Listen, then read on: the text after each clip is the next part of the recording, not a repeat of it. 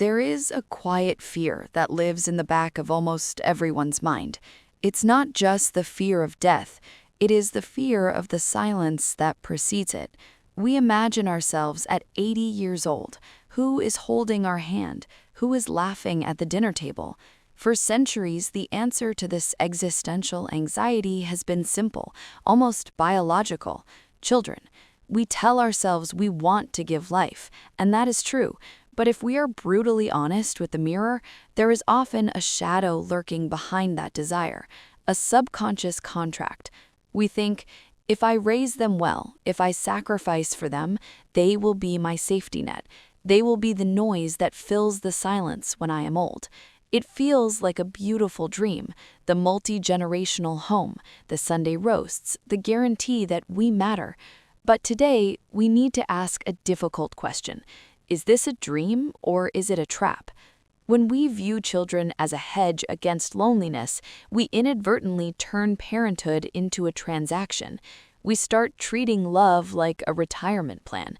We invest time, money, and care, expecting a return on investment in the form of company and caretaking later. But here is where the reasoning collapses. The moment you place the burden of your future happiness on your child's shoulders, you are no longer raising a free human being. You are training a caretaker. This creates a dynamic not of love, but of debt. Psychologically, this is heavy. It's what we call the invisible backpack.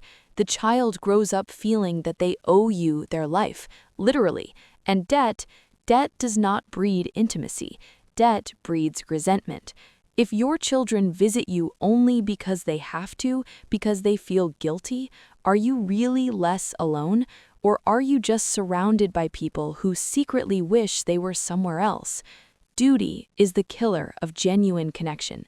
Kahlil Gibran, the great poet, wrote something that dismantles this possessive mindset entirely. He said, "Your children are not your children. They are the sons and daughters of life's longing for itself." He describes parents as the bow and children as the living arrows sent forth to a place we cannot visit, not even in our dreams. This is the shift we need to make. To avoid aging alone, we must paradoxically be willing to let them go completely. We must accept that children are guests, not possessions. A guest who is treated with warmth, respect, and freedom will always want to return to that home. A prisoner will only look for the first opportunity to escape. The question shouldn't be, who will take care of me? The question should be, have I built a relationship so rich, so distinct from obligation, that my adult children will simply want to be my friend? So, does this mean we are destined to be lonely? Absolutely not. But the solution requires courage.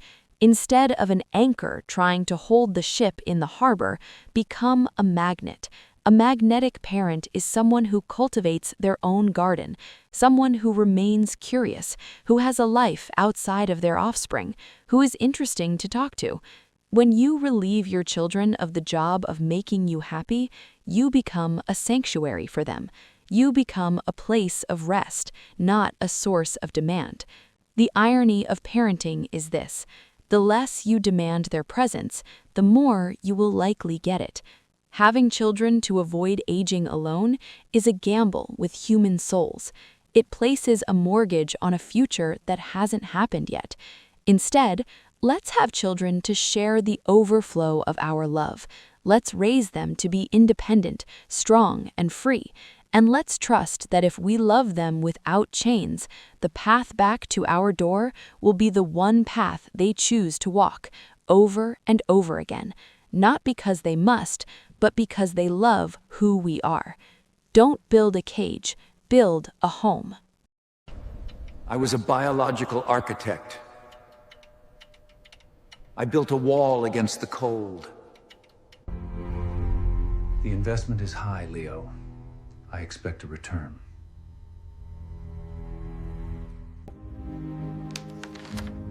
Is that all I am? A retirement plan?